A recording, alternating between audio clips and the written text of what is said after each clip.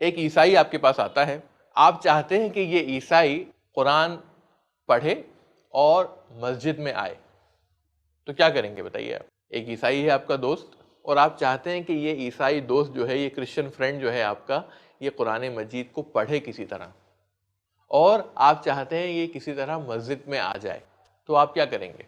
कैसे आप उसको मस्जिद में लेकर आएंगे? कैसे आप उसको कुरान पढ़ने के लिए मोटिवेट करेंगे? हो सकता है कुछ लोग सोच रहे हो कि मैं उससे कहूंगा कि भाई मैं बाइबल पढ़ूंगा तो तुम कुरान पढ़ लो, मैं चर्च में आऊंगा तो तुम एक बार मस्जिद आ जाओ।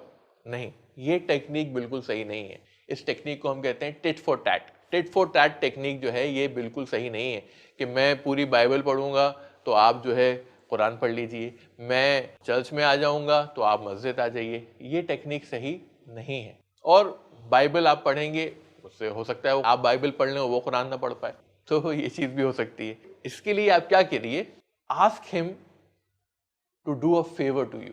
आप उससे क्या करिए, आप उससे रिक्वेस्ट कीजिए, इल्तिजा कीजिए, दरखास्त कीजिए, just do me a favour, do me a favour कि तुम कुरान पढ़ लो, एक एहसान कर दो मेरे ऊपर, ये कुरान कम से कम एक बार पढ़ के बता, पढ़ लो एक बार, do me a favour, just do me a favour कि एक बार कुरान पढ़ लो। जब आप फेवर का लफ्ज इस्तेमाल करेंगे तो उसे लगेगा कि he has an edge over you, यानी कि आप रिक्वेस्ट कर रहे हैं, आप दरखास्त कर रहे हैं उससे, तो उसे लगेगा मैं ऊपर हूं। और वो हो सकता है आपके, क्योंकि आपने उससे फेवर मांगा है, एहसान मांगा है, तो हो सकता है आप पे एहसान कर दे, भाई एक बार मस्जिद आ जाओ, but do me please please do me a favour, come to the masjid once, एक बार मस्जिद आ जाओ, एक मेरे ऊपर एहसान कर दो बस। हो सकता है वो आ जाए और उसे लगेगा कि वो ऊपर है, लेकिन एक्चुअली हुआ क्या, आपने फेवर मांगते हुए जो आप उससे करवाना चाहते थे आपने वो करवा लिया।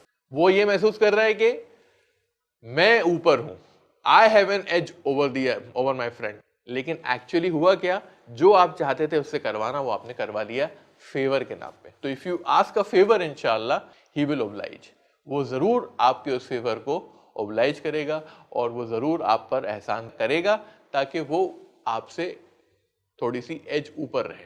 तो ये टेक्निक है आस्किंग फेवर।